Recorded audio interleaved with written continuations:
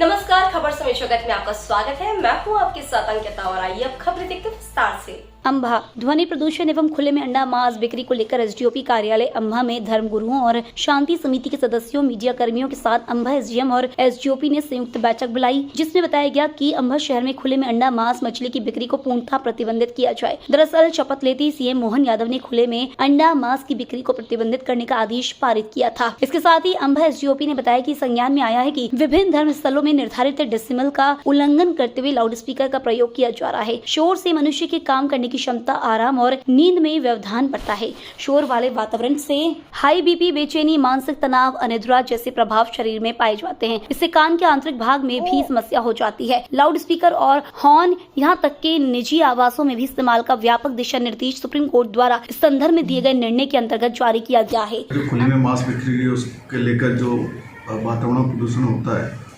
इन दो बिंदुओं पर सरकार ने एक आम जन के कल्याण और चूँकि इन गतिविधियों के द्वारा कई मानसिक और शारीरिक ऐसे तकलीफ लोगों को, समाज के वर्गों को, इसमें कई ऐसे मानसिक रूप से कमज़ोर, शारीरिक रूप से कमज़ोर हैं, उम्र के उस पड़ाव पर हैं जहां उनका शरीर की क्षमता कम हो चुकी है, तो उनको कई प्रकार की समस्याएं या समस्या को कारण बनती हैं।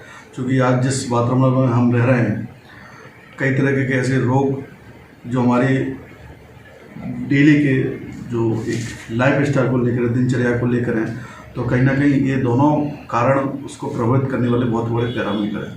तो इसी को लेकर माननीय मुख्यमंत्री महोदय की तरफ से जो आदेश प्राप्त हुआ है, इसमें इसके तहत किसी भी प्रकार का ध्वनि प्रदूषण जो भी होगा उसके लिए कार्रवाई की जाएगी। उसके लिए मापदंड तय किए गए हैं। इसमें पूरे एरिया को अलग अलग जोन, अलग अलग एरिया में डिवाइड किया गया है। जैसे इंडस्ट्रियल और कमर्शियल एरिया, चूँकि वहाँ यंत्र और मशीनें काम करती हैं, तो वहाँ की जो डेसिबल लिमिट होती है उसकी ज़्यादा रहेगी। इसके अलावा साइलेंट जोन और जो आवासीय क्षेत्र रहते हैं उसके लिए वो लिमिट थोड़ी और कम रहेगी, क्योंकि आबादी क्षेत्र में और साइलेंस जोन में चूँकि मुख्यतः आबादी निवास करती है, तो सबसे ज़्यादा प्रभावी उन्हीं जगहों पर रहते हैं।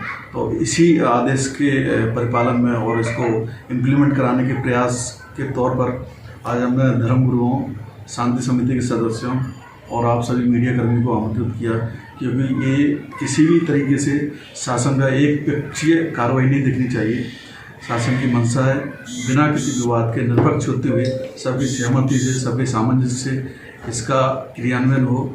चूँकि ये किसी व्यक्ति के खिलाफ कार्रवाई नहीं है या किसी के रोजी रोटी या बेरोजगारी छीनने का एक कार्रवाई नहीं है। इसमें सभी को अपनी गतिविधि संचालित करने का पूरा हक है। अम्बा नगर और पोरसा में अभी लगातार शिकायतें प्राप्त हो रही थी कि जो ट्रैक्टर चालक हैं वो अपने ट्रैक्टरों पे डेक लगा के और उनको बहुत तेज़ साउंड में बजाते हुए चला रहे हैं, जिसकी वजह से आम जनजीवन में लोगों को खतरा हो सकता है।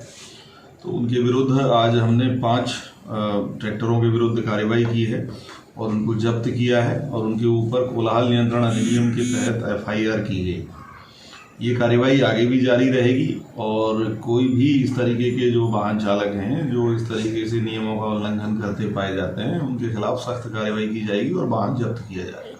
अम्भा से खबर समय जगत के लिए ओमकार गुर्जर की report. For latest news, subscribe to our channel and press the bell icon.